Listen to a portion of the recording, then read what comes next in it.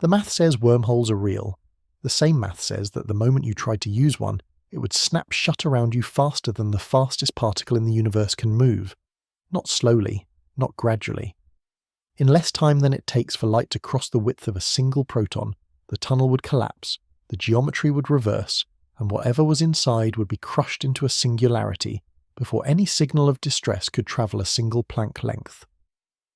The equations that created wormholes also destroyed them, and they did both at the same time, in the same line of mathematics, in the same solution that physicists had been staring at since 1935.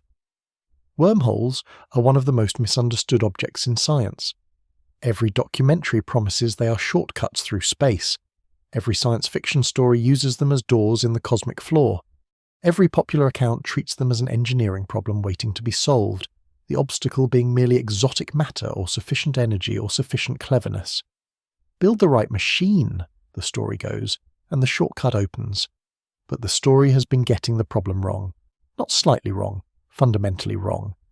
Because the obstacle to a working wormhole is not engineering. It is not a lack of exotic matter. It is not a shortage of energy.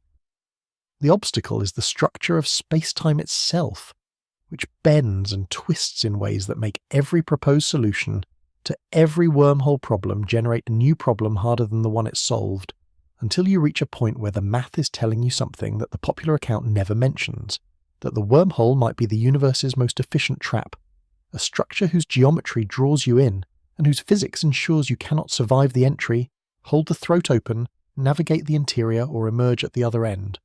A tunnel that exists in every sense that general relativity permits, and that is simultaneously, for every purpose that a human being might have in mind, completely unusable. Tonight we are going to do something that most discussions of wormholes do not do. We are going to run the actual engineering mission briefing, not the version where we wave at the obstacles and promise future technology will solve them. The version where we sit down at the table with the equations and walk through every step of what it would take to open a wormhole, hold it open, navigate it, and survive it, and at each step let the mathematics say what it actually says. We will look at what the Einstein-Rosen bridge actually is in the equations, and why it snaps shut before any physical object can cross it. We will look at the only known substance that could hold it open, examine how much of that substance we would need, and compare it to how much we can produce. We will look at what a traversable wormhole would need to be large enough for a human being to pass through, and what the energy budget for that size tells us. We will look at what a working wormhole would do to causality, and why that consequence might be the deepest reason the universe does not allow them. And we will look at what a natural wormhole, one that appeared without our intervention, would actually be like to encounter. But before we get to the physics, before we examine what the equations say, and what they imply, and what they forbid, it is worth naming the precise gap between the way wormholes are usually discussed and the way they actually function in the mathematics. In most popular discussions, the wormhole problem is presented as an exotic engineering challenge. The challenge is to find enough exotic matter, or to find a way around the exotic matter requirement, and then to build the structure. The implication is that the obstacle is primarily technological. Given sufficient advancement, the problem could be solved. Given sufficient cleverness, the requirement might be reduced. The wormhole sits tantalizingly close to achievable, just out of reach, waiting for the right breakthrough. This framing is mistaken. Not in its specific claims, each of which can be individually defended with some qualification, but in its overall structure. The structure implies that the wormhole problem is one problem with one type of obstacle. It is not. It is a sequence of problems, each arising from a different layer of physics, each sufficient by itself to prevent a working wormhole, and each becoming visible only when the previous one has been examined carefully. The engineering mission briefing treats it differently. It treats each obstacle as a real obstacle, not as a placeholder for future cleverness. It demands that the physics speak for itself, not through the optimistic filter of eventual technology will solve it, but through the precise language of what the equations actually say and what the mathematics actually permits. The result is a different picture from the popular one. Not necessarily a more discouraging picture, because honesty about obstacles is the first step toward addressing them. But a more honest one. A picture of a problem that is harder than advertised, more interesting than advertised, and more revealing about the deep structure of physics than any technology discussion ever suggests. So when we examine the Einstein-Rosen bridge, We are not asking whether we can build one given unlimited resources. We are asking what the bridge actually is in the equations, and what those equations say about its properties. The answer will surprise you. If this is the kind of mission briefing you want more of, subscribe and stay with the crew. Strap in. We begin. But the first step is to understand what the equations actually say, not the version told in science documentaries, the version that Schwarzschild and Einstein and Rosen actually wrote down, and what it actually means for a tunnel that exists in mathematics to exist in physical reality. The first thing to understand about wormholes is that they were not invented by science fiction writers or theoretical physicists trying to find a way to make faster-than-light travel respectable. They were found, not built from scratch as a speculative idea, found, hiding inside an equation that had been written for an entirely different purpose, describing an entirely different kind of object, by a physicist who was not looking for a tunnel through space at all. In 1915, Albert Einstein published the field equations of general relativity.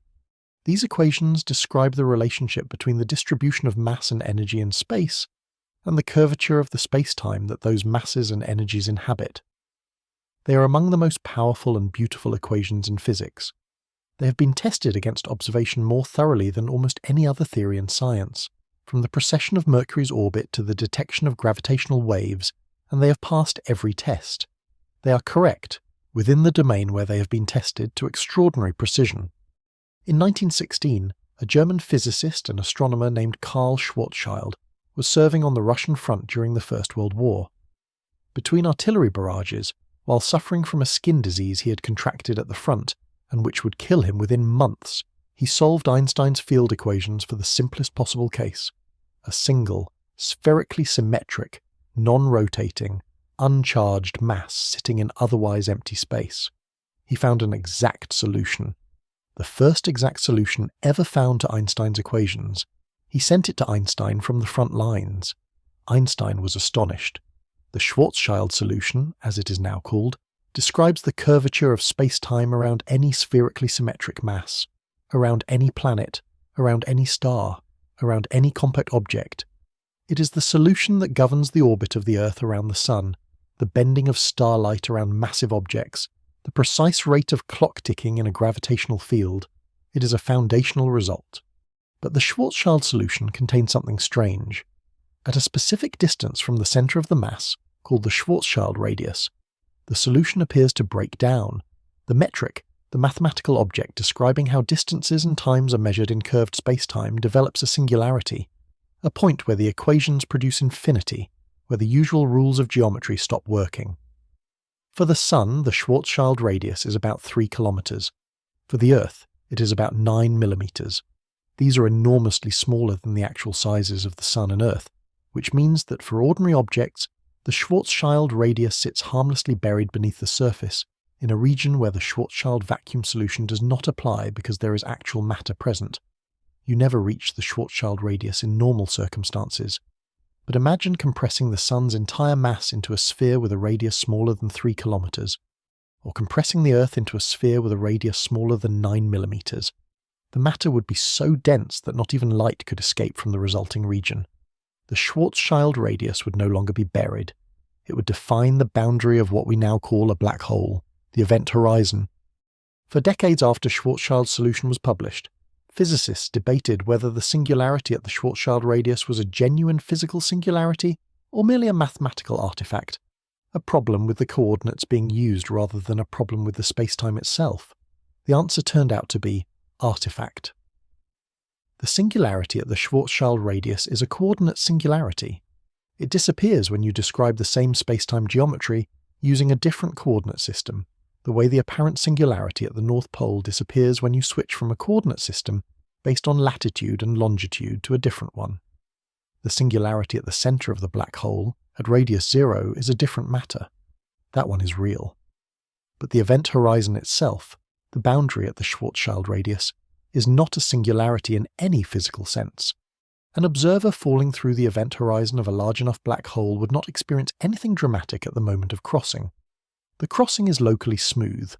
What is special about the event horizon is not what happens there, but what it implies for the future. Once you cross it, you cannot escape. The geometry of space-time inside the horizon is such that all paths forward in time lead toward the central singularity. You cannot turn around, you cannot escape. All futures lead inward.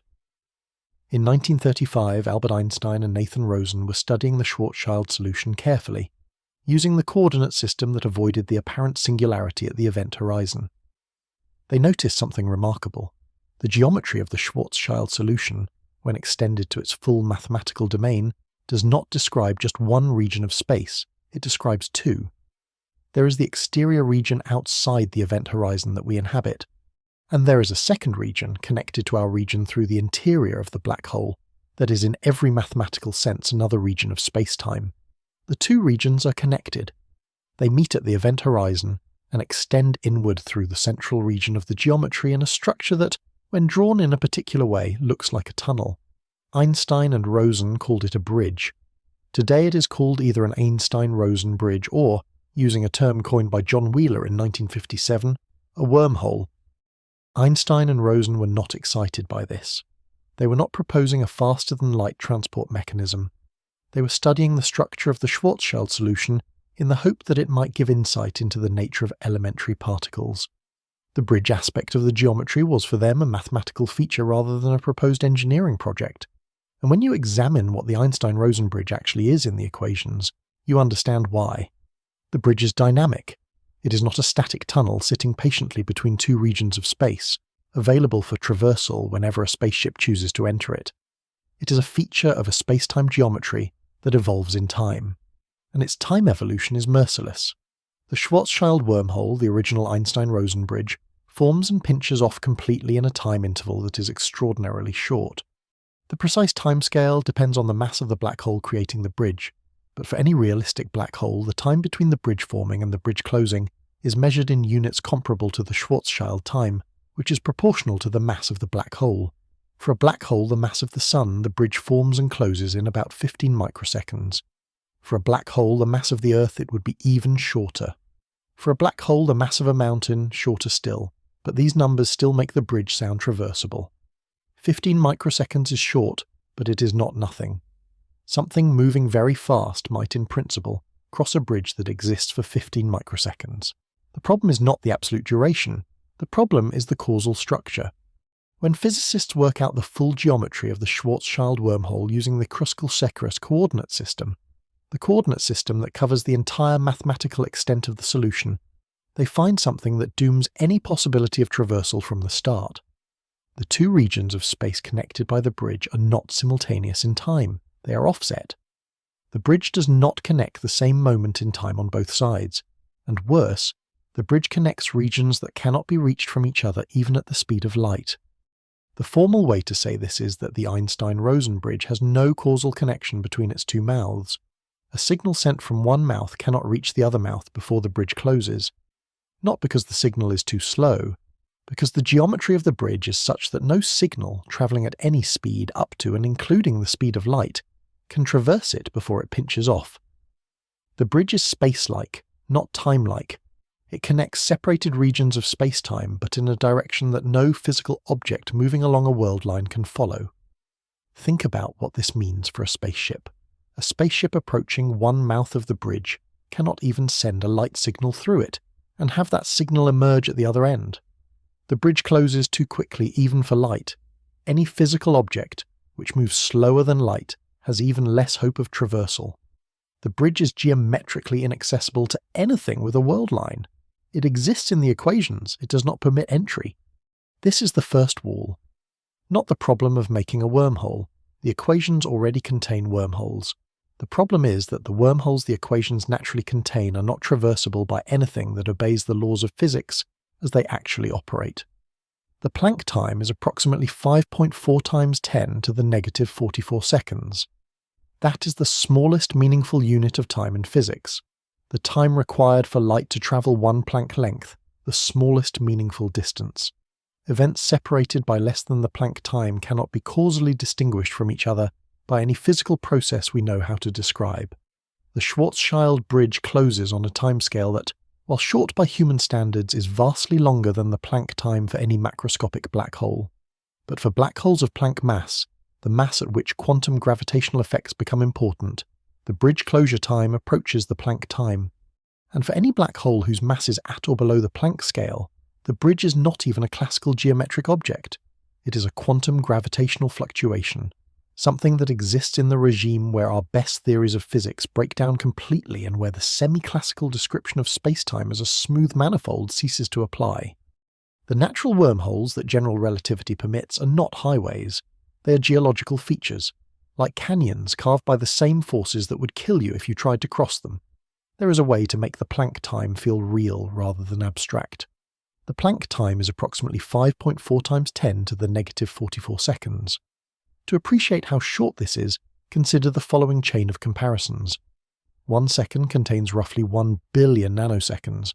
1 nanosecond is already shorter than the time it takes light to cross the width of a football field. 10 to the negative 15 seconds, 1 femtosecond, is the timescale on which chemical bonds form and break.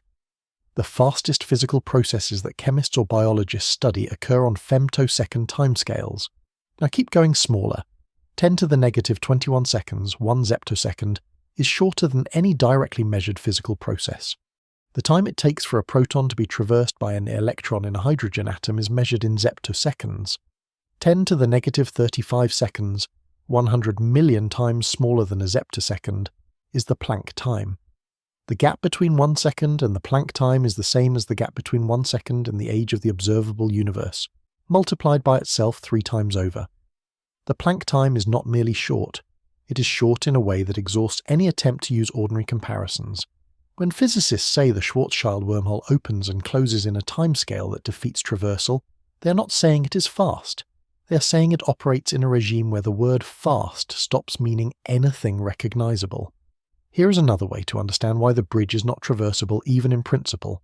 The causal structure of the Schwarzschild spacetime, when drawn in the correct coordinates, reveals something counterintuitive. The two regions connected by the bridge are not simultaneous with each other. They are offset in a dimension that has both spatial and temporal character. And the throat of the bridge, the region between the two event horizons where the two regions could in principle communicate, exists only for a finite amount of time before it collapses. But finite is not enough. For the bridge to be traversable, a physical object must be able to travel from one side to the other entirely within the time the bridge exists. The object must enter the bridge before it forms in one region and exit into the other region before that region closes off. Both conditions must be satisfied simultaneously, and the geometry ensures they cannot be. Think of it this way. The event horizon of a black hole is the boundary beyond which nothing can escape. Once you cross the event horizon, your future contains only the singularity. Every forward-pointing path in time leads toward the center. There is no escaping. The Einstein-Rosen bridge has 2 event horizons, one on each side. To traverse the bridge, you must cross one event horizon, pass through the throat, and then exit through the other event horizon into the second region. But crossing the first event horizon already commits you to a future that leads to the singularity. There is no path from inside the first event horizon to outside the second event horizon that remains inside the light cone, that remains physically realizable for any object moving at or below the speed of light. The geometry simply does not contain such a path. The bridge exists, the connection exists, but the connection exists in a region of the spacetime geometry that is causally disconnected from both the interior of the first region and the interior of the second region. It exists between them geometrically in a way that cannot be accessed from either side by any physical process. This is the precise statement of why the Einstein-Rosen bridge cannot be traversed, not an engineering limitation, a causal structure that the mathematics of the spacetime itself implements. And this is what makes the wormhole problem so different from the faster-than-light travel problem more broadly. The faster-than-light wall is an energetic wall, an infinite energy requirement for matter to reach light speed, enormous, but at least in principle conceivable as a target. The Einstein-Rosen bridge wall is a causal wall, a feature of the spacetime structure itself that prevents traversal not by requiring infinite energy, but by arranging the geometry so that the relevant paths simply do not exist. You cannot overcome a causal wall by building a more powerful engine. You cannot tunnel through it with sufficient exotic matter. You can only alter the geometry in a way that creates a different kind of path, one that circumvents the problematic causal structure entirely, and that is exactly what the Morris-Thorne traversable wormhole attempts to do. It does not try to traverse the Schwarzschild bridge. It proposes a different kind of geometry, one that does not have the collapsing causal structure of the Schwarzschild bridge, one that is maintained in a stable, traversable configuration by the exotic matter distribution. The Morris-Thorne wormhole is not an attempt to use the Einstein-Rosen bridge. It is an attempt to build a different kind of wormhole from scratch, one designed from the outset to be traversable, and the question is whether that different kind of wormhole is permitted by physics, and yet. The equations that doomed the Einstein-Rosen bridge also suggested a possible escape. If the bridge is too short-lived to traverse, what if you could hold it open? What if there were some form of matter or energy that could prevent the pinching off, that could prop the bridge open long enough for something to pass through? The answer is yes. There is a type of matter that could, in principle, hold the bridge open, one type and one type only. And understanding why that type of matter is the answer leads us directly to why it is also, for all practical purposes, completely unobtainable. In 1988, a physicist named Kip Thorne, working at the California Institute of Technology, received an unusual request. Carl Sagan, the astronomer and science communicator, was writing a novel. The novel was Contact, eventually made into a film starring Jodie Foster. The plot required a scientist to travel through space to make contact with an alien civilization, and Sagan wanted the travel mechanism to be physically plausible. He was considering using a black hole as his faster-than-light transport device, and he asked Thorne, one of the world's leading experts on general relativity, whether the physics was reasonable. Thorne examined the idea and concluded that a black hole would not work as Sagan imagined. But the question stayed with him. Was there any geometry of space-time that would allow traversal between two distant points faster than light without the traveller being crushed or destroyed? Was there any wormhole that was actually traversable? Thorne, working with his graduate students Michael Morris and Ulvi Yurtseva, set out to answer this question systematically. Instead of starting with a geometry and asking whether it permitted traversal, they started with the requirements for traversal and worked backward to ask what geometry would be needed. They published their results in a 1988 paper in the American Journal of Physics, a paper that became one of the most cited in the field of theoretical physics. The Morris-Thorne wormhole, as the resulting geometry is called, is designed from the ground up to be traversable. It has two mouths connected by a throat, and the geometry is arranged so that an observer travelling through the throat at modest speed experiences no singularities, no infinite gravitational forces, no crushing tidal forces at the throat, and emerges intact at the other mouth. It is mathematically a perfectly functional tunnel through space-time, but making the geometry traversable required making a specific choice about the matter and energy that thread the throat. And the choice, while logically unavoidable, is physically extraordinary. To hold the throat open against its natural tendency to collapse, to prevent the Schwarzschild-style pinching off that destroys every natural wormhole, the matter in the throat must have negative energy density, not low energy density, not cold matter approaching absolute zero, negative energy density. Matter with less energy per unit volume than empty vacuum. Matter that, if you measured its energy with a perfect instrument, would give you a negative number. In classical physics, negative energy density does not exist. The energy of any region of space must be greater than or equal to zero. This is not an engineering constraint or a technological limitation. It is a fundamental physical requirement, encoded in what physicists call the energy conditions. The weak energy condition, the null energy condition, the strong energy condition. These conditions, which follow from the basic structure of classical field theory, all require that energy density be non-negative. A traversable wormhole violates these energy conditions. At the throat, the energy density must be negative. Negative in a way that is not merely an exotic redefinition of what counts as energy, but genuinely, physically, measurably less than the energy of empty vacuum. For classical matter, this is impossible. End of story. Traversable wormholes are ruled out by the energy conditions of classical physics, and that would be that, except for one thing. Quantum mechanics does not obey the classical energy conditions. The quantum vacuum, the lowest energy state of a quantum field, is not truly empty. It is filled with quantum fluctuations, brief excitations of the field that cannot be completely suppressed even at the absolute minimum of energy. These fluctuations carry energy. The vacuum energy of quantum field theory is real and measurable. It is the foundation of several confirmed experimental phenomena. And in specific geometric configurations, quantum field theory predicts that the energy density of the quantum vacuum can be negative, not just approximately zero, genuinely negative, below the zero-point energy of free space. The prediction was made by Dutch physicist Hendrik Casimir in 1948. The setup is simple. Take two flat electrically neutral metal plates, place them very close together in a vacuum, separated by perhaps 100 nanometers. According to quantum field theory, the vacuum between the plates is restricted. Only electromagnetic field modes whose wavelength fits between the plates can exist in the gap. The longer wavelength modes, which would normally exist everywhere, are excluded from the interplate region. This restriction means the vacuum energy between the plates is lower than the vacuum energy outside the plates. The energy density between the plates is less than the energy density of the surrounding vacuum. It is negative in the relevant sense. The Casimir effect produces a measurable force between the plates, pushing them together, arising from this energy difference. The force was predicted in 1948, experimentally confirmed in the 1950s, and has been measured with high precision in the 1990s and 2000s. The measurements match the theoretical predictions.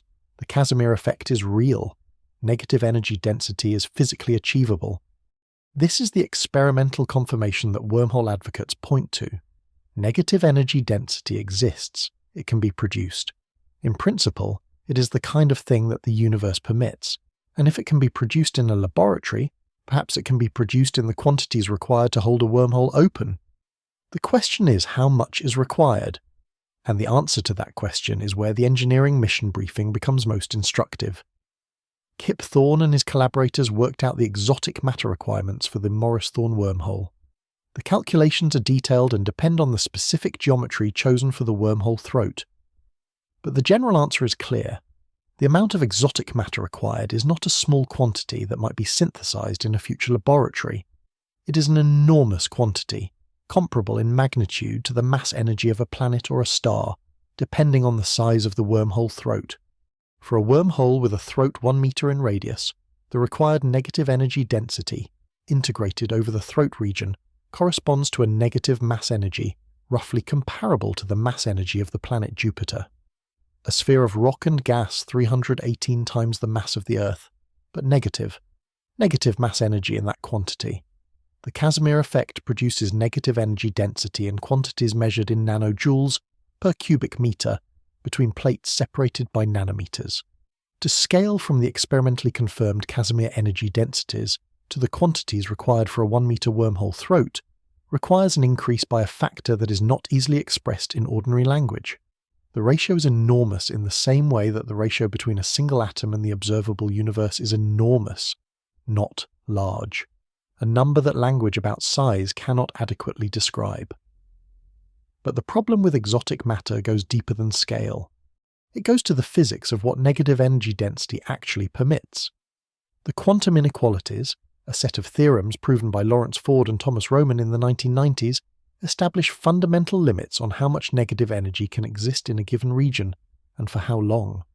The more negative the energy density, the shorter the time interval over which that density can be sustained, and the limits are severe. A large negative energy density can only be maintained for an extraordinarily short time. The product of the magnitude of the negative energy density and the square of the duration over which it exists is bounded by a quantity determined by Planck's constant. What this means for wormhole maintenance is stark. To hold a wormhole open long enough for a human being to traverse it, the negative energy density required would need to be sustained for at least several seconds, probably longer given the travel time through the throat. The quantum inequalities say that the negative energy density required to hold a wormhole open for this duration would need to be spread over a macroscopic spatial region, and the total integrated negative energy in that region hits levels that are not merely large, but that may exceed what is physically possible within a consistent quantum field theory. The quantum inequalities suggest that traversable wormholes may be prohibited not just by engineering limitations, but by something deeper, by constraints on the total amount of negative energy that quantum mechanics itself permits to exist in any region of space. Constraints that arise not from our limited technology, but from the fundamental structure of quantum field theory. Ford and Roman, examining this question, concluded that their quantum inequalities might rule out traversable macroscopic wormholes entirely, not might make them difficult, might render them physically impossible within any consistent quantum theory of fields. The universe, at the quantum level, may simply not permit the sustained concentrations of negative energy that a traversable wormhole would require. Some researchers have pushed back on this conclusion, arguing that the quantum inequalities leave open certain loopholes, certain geometries or field configurations in which the constraints are less severe. The debate is ongoing. The quantum inequalities have not been elevated to the status of proven theorems that definitively rule out traversable wormholes in all possible geometries, but they represent a systematic analysis suggesting that the negative energy problem is not merely an engineering challenge, it is a potential physics prohibition, the same category of prohibition as the infinite energy wall for reaching the speed of light. And even setting aside the quantum inequalities, there is a structural problem with the exotic matter requirement that has never been addressed. The Morris-Thorne wormhole requires exotic matter that is distributed around the throat of the wormhole in a very specific geometric configuration. The exotic matter cannot simply be present in the vicinity of the wormhole. It must be shaped, precisely, in a way that produces the required negative energy density distribution at every point in the throat region. Any deviation from the required distribution causes the geometry to deviate from the traversable configuration, and the wormhole begins to evolve toward collapse. Maintaining a wormhole open is not a static problem. It is a dynamic one. The geometry constantly wants to collapse. The exotic matter must continuously counteract this tendency. Small perturbations in the exotic matter distribution, caused by anything passing through the wormhole or by any external disturbance, cause the geometry to shift. The exotic matter must be adjusted continuously to compensate. A traversable wormhole is not a tunnel carved in rock. It is a dynamic equilibrium between the geometry's tendency to collapse and the exotic matter's tendency to hold it open. An equilibrium that must be actively maintained against continuous perturbation. By matter that we cannot produce, in quantities we cannot achieve, distributed in configurations we do not know how to implement, at energy densities we cannot sustain for the required durations.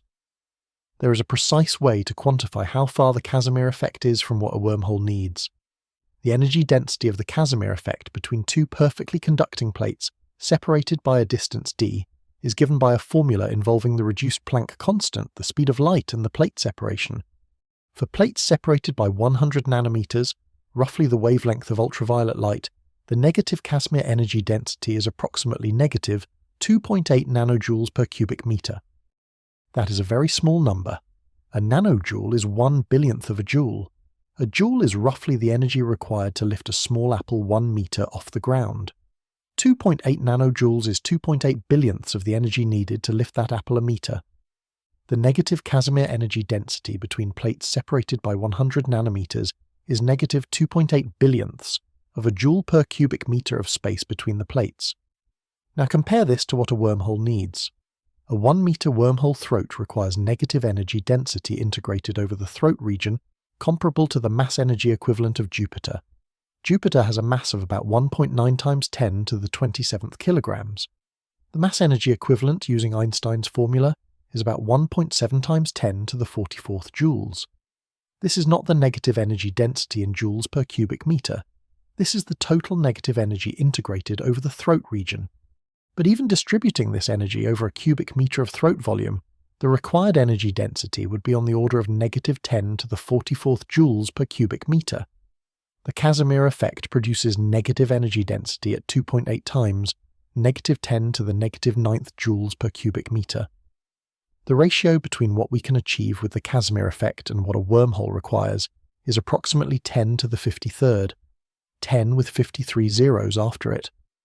To put this ratio in perspective, the observable universe contains roughly 10 to the 88th elementary particles. The number of Planck volumes in the observable universe is about 10 to the 186th. The ratio between the Casimir energy density we can achieve and the energy density a wormhole requires is a number that is enormous, even by the standards of these cosmic comparisons.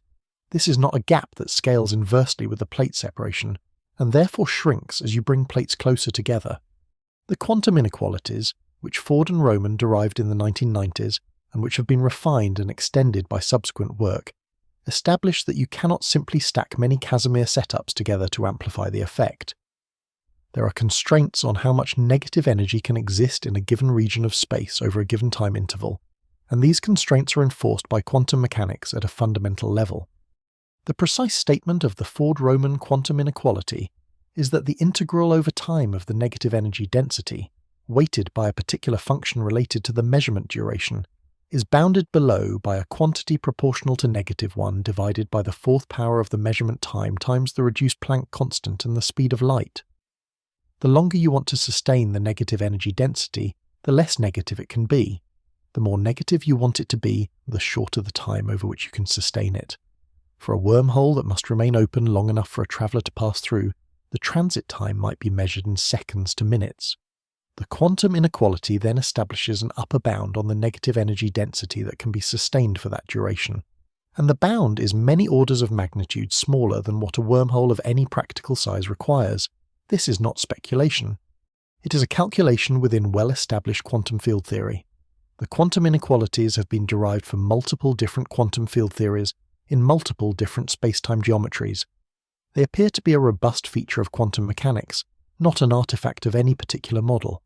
Some researchers have argued that the quantum inequalities as originally derived may not apply in the strongly curved space-time of the wormhole throat, and that a correct treatment accounting for the space-time curvature might be less restrictive.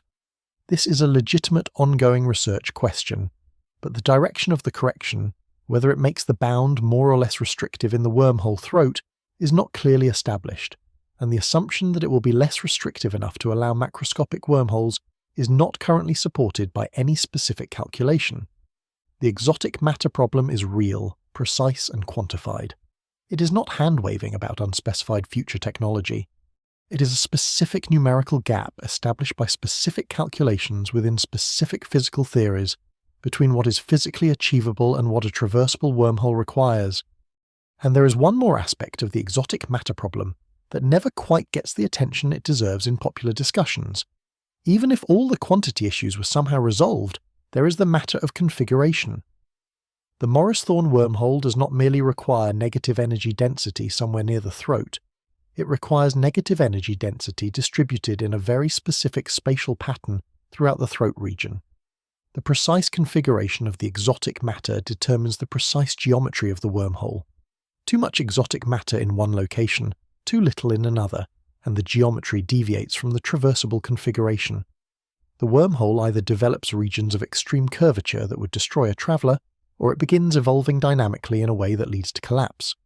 Producing the right total amount of negative energy density is one problem. Producing it in exactly the right spatial configuration, to the precision required to maintain a stable traversable geometry, is a second independent problem. It is the difference between having the right amount of concrete and building a structurally sound bridge. The material is necessary but not sufficient. The geometry of how the material is arranged is equally important. No mechanism currently exists or has been proposed for precisely configuring a distribution of negative energy density in three-dimensional space. The Casimir effect produces negative energy density in the gap between two flat plates. It is inherently planar. Adapting it to produce a toroidal or spheroidal negative energy distribution around a wormhole throat is not simply a matter of bending the plates. It requires a qualitatively different approach to generating and distributing negative energy, one for which we have no prototype, no theoretical basis, and no clear path forward. The exotic matter problem is not a single obstacle. It is a stack of obstacles, each one sufficient individually to rule out a traversable wormhole, and collectively forming a wall that the most optimistic reading of the available physics does not clearly indicate can be crossed. But suppose for a moment we bracket the exotic matter problem entirely. Suppose we assume that some future physics resolves it, that some form of exotic matter exists or can be created that satisfies all the requirements, that the quantum inequalities have loopholes large enough for a macroscopic wormhole to fit through. Suppose all of that is true. The next problem is weighting, and it is the problem that most popular accounts of wormholes skip entirely. The size problem is the problem that feels most like a straightforward engineering challenge, and it is, sort of. It is an engineering challenge in the sense that it involves specific numbers and specific scaling relationships, and specific calculations that any physicist can perform. The numbers are not in dispute, the physics is well understood. The problem is simply that when you do the calculation, the answer comes back with a number that is not merely large, but that puts the goal outside the range of anything a civilization could realistically pursue. A traversable wormhole needs a throat. The throat is the narrowest point of the tunnel, the region of minimum cross-sectional area through which a traveller would pass. For the wormhole to be traversable by a human being, the throat must be large enough for a human being to fit through, which means it must be at least a metre or two in diameter, probably larger to allow for a spacecraft and the margins required to navigate without touching the walls. Let us say we want a wormhole with a throat radius of 1 metre. That is the minimum viable size for a human traversable wormhole, not a comfortable size, not a practical size, the smallest size at which it becomes conceivable in principle. The Kipthorne analysis and subsequent work by Matt Visser and others establishes how the exotic matter requirement scales with the throat radius. The relationship is not linear. Larger throats do not merely require proportionally more exotic matter. The requirement scales steeply with size. Specifically, the integrated negative energy required to hold the throat open scales roughly with the cube of the throat radius. A throat of 1 metre radius requires exotic matter with a negative mass energy comparable to the mass of Jupiter, 318 Earth masses, about 2 times 10 to the 27th kilograms, but negative. A throat of 10 metres radius requires about 1,000 times more. The negative mass energy of a small star, a throat of 1 kilometre radius requires about 1 billion times more than the 1 metre case. The negative mass energy of a substantial fraction of the Sun. A throat of 1 light second in radius, a throat large enough to allow a spacecraft to navigate comfortably, requires negative mass energy on a scale that challenges the imagination. These numbers arise from the basic geometry of the problem. The curvature of space-time required to maintain the throat open is inversely related to the throat radius. Smaller throats require more curvature requires more exotic matter. The relationship between size and exotic matter requirement is not something that improved engineering can alter. It is determined by the mathematics of general relativity. But the size problem is not only about the exotic matter at the throat, it is also about what happens to anyone trying to pass through a throat that is not much larger than they are. A 1 metre throat is barely large enough for a human body. A human body passing through a 1 metre throat would be millimetres from the exotic matter distribution that is holding the throat open. Any fluctuation in that distribution, any small perturbation caused by the presence of the human body itself, would cause the geometry to shift. The geometry shifting means the throat radius changing. The throat radius changing in the wrong direction means it is collapsing, and the collapse dynamics of a wormhole throat are not gentle. They are catastrophic. The presence of any object passing through the wormhole disturbs the exotic matter distribution. The exotic matter distribution changing means the wormhole geometry is no longer in the precisely maintained equilibrium required for traversability. The wormhole begins to evolve. Without continuous correction of the exotic matter distribution, the evolution leads toward collapse. A wormhole that can maintain its geometry perfectly in the absence of travellers would need active stabilization against any perturbation when a traveller passes through.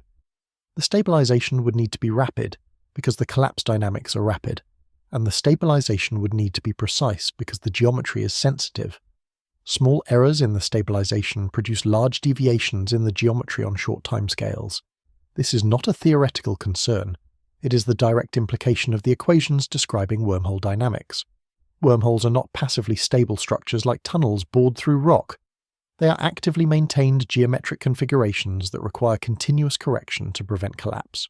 Any engineering system attempting to maintain a traversable wormhole would need to monitor the geometry continuously, detect deviations from the required configuration, and adjust the exotic matter distribution in real time to compensate.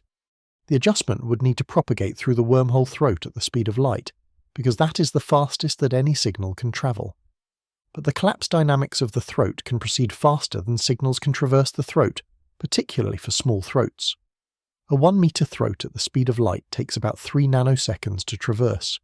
If the collapse dynamics operate on timescales shorter than 3 nanoseconds, no stabilization signal can reach the far end of the throat before the collapse has already progressed significantly.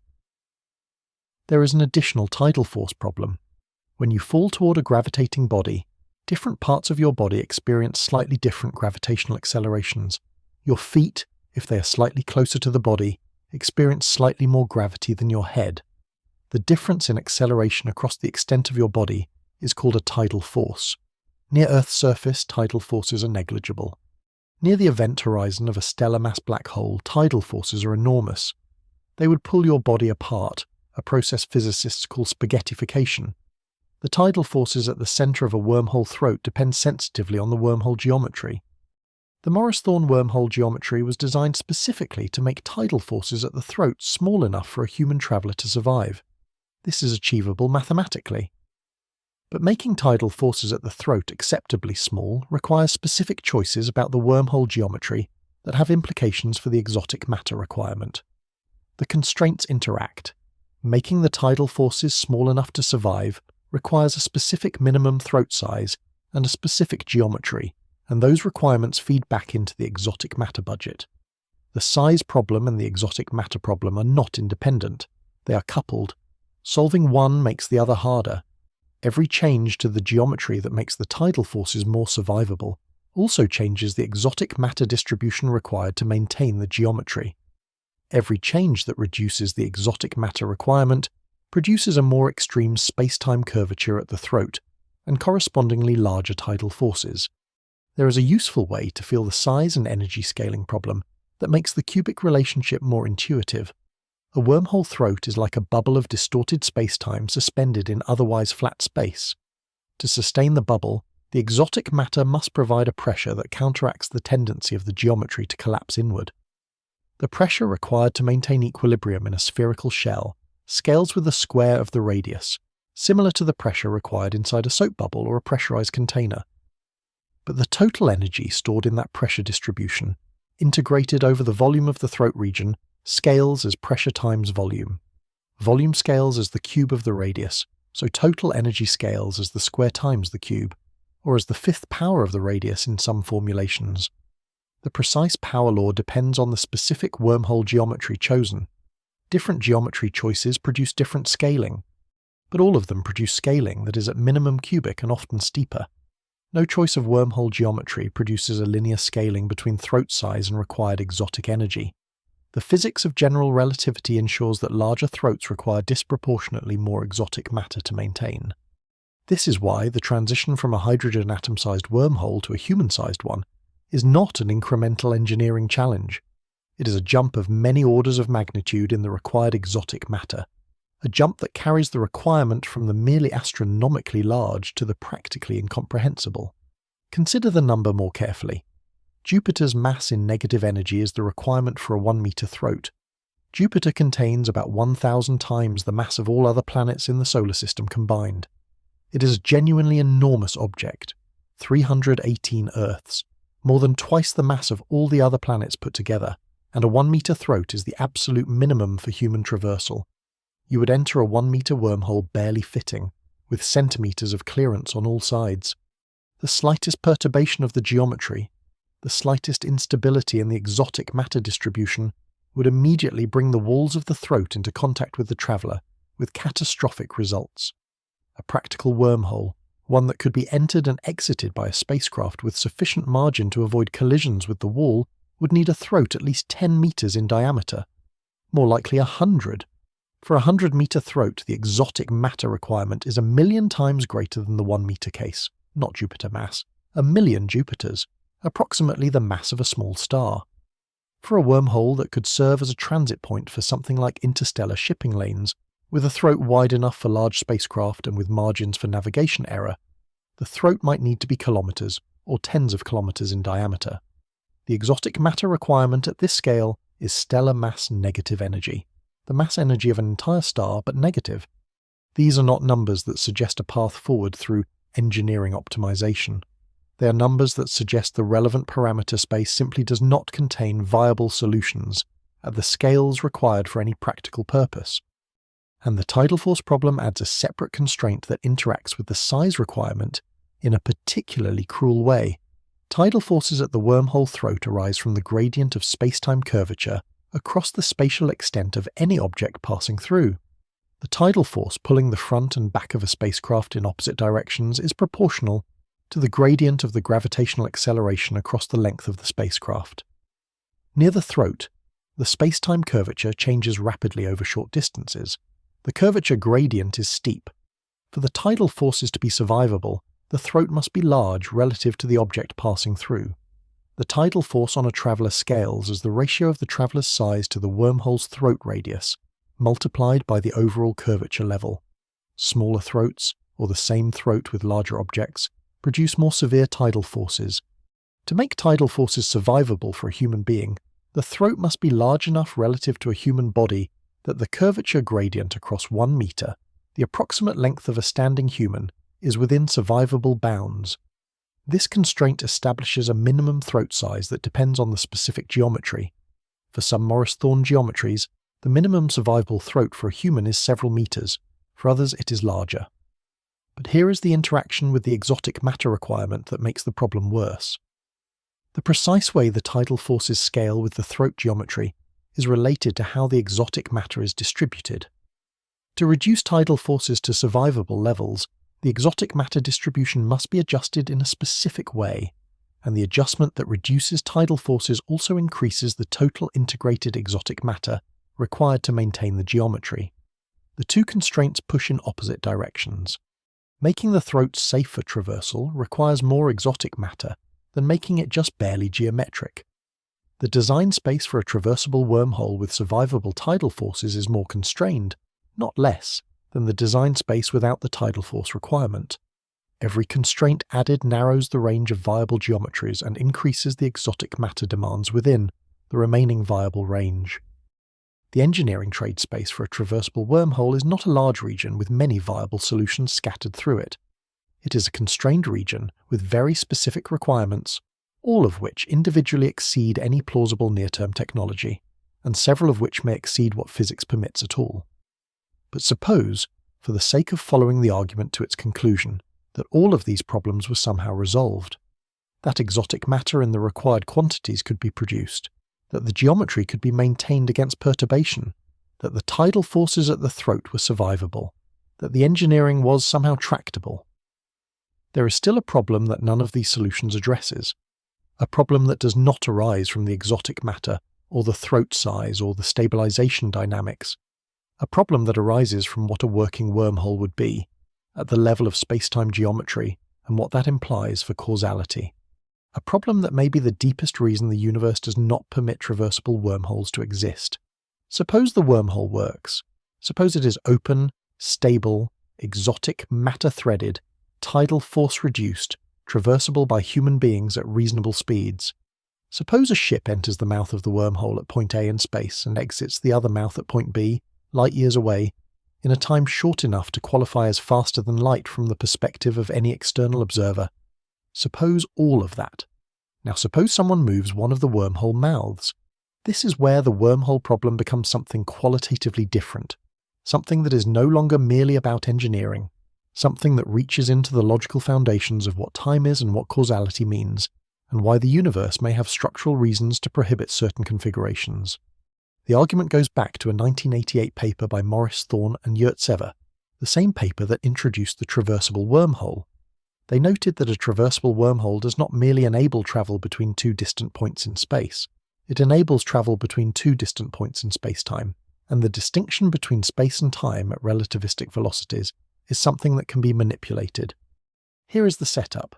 You have a wormhole with two mouths, call them A and B. Both mouths are initially at the same location in space, and at the same moment in time. You attach mouth B to a spacecraft and accelerate it away from A at high speed, travel it far away and bring it back. The journey takes some amount of time as measured at mouth A. Due to special relativistic time dilation, the journey takes less time as measured by a clock attached to mouth B. When mouth B returns and you park it near mouth A, the two clocks at the two mouths disagree. The clock at mouth A has advanced by, say, 10 years. The clock at mouth B has advanced by, say, 5 years, because mouth B was travelling at a high fraction of light speed and experienced time dilation. Now someone steps into mouth A and travels through the wormhole to mouth B. From their perspective, the journey through the wormhole is brief, taking perhaps a few minutes or hours. But when they emerge at mouth B, they find that mouth B is 5 years younger than mouth A, because that is what the clock discrepancy means. the person has effectively travelled 5 years into the past relative to the frame of mouth A. If they now travel normally, without using the wormhole, back to the location of mouth A, they arrive in the past, before the journey through the wormhole began. A traversable wormhole, once one of its mouths has been subjected to the time dilation of relativistic travel, is a time machine, not metaphorically, literally. A device for travelling to the past, for arriving before you departed, for placing yourself in a causal relationship with your own history in which you can alter the events that led to your departure. This is the closed time-like curve, the loop in space-time that connects a moment to an earlier version of itself. The logical structure that permits the grandfather paradox, the bootstrap paradox, the self-defeating prophecy, the self-defeating warning, the structure that, if it were physically realizable, would allow effects to precede their causes and would make the coherent flow of causality from past to future not a universal feature of physical reality, but merely a local approximation valid in certain restricted regions. The grandfather paradox, for those unfamiliar, goes like this. A traveller goes back in time and prevents the events that would eventually lead to their own birth. If the traveller was never born, they cannot make the journey. If they cannot make the journey, they cannot prevent their own birth. If they are born, they can make the journey. If they make the journey, they prevent their own birth. The loop has no consistent solution. The logical structure is self-contradictory. There are proposed resolutions to the paradox. The Novikov self-consistency principle, proposed by Russian physicist Igor Novikov, holds that only consistent histories are physically realizable. If you go back in time, you cannot do anything that contradicts the history that led to your going back in time. You might interact with the past, but every interaction you have must be consistent with the history you remember. The universe, in this view, constrains all time travel to be self-consistent. No grandfather paradoxes because the universe simply does not allow the events that would create them. The Novikov principle sounds reassuring. If time travel exists but is self-consistent, then maybe the logical problems dissolve. The universe prevents you from killing your own grandfather not through an overt prohibition, but through a consistent set of physical circumstances that always cause the attempt to fail, or not occur or be unnecessary. But the Novikov principle has its own difficulties.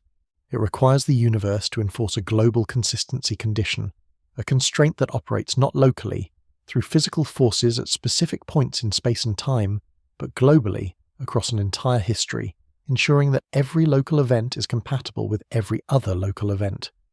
This global consistency condition is not something that any known physical law implements. Physical laws are local.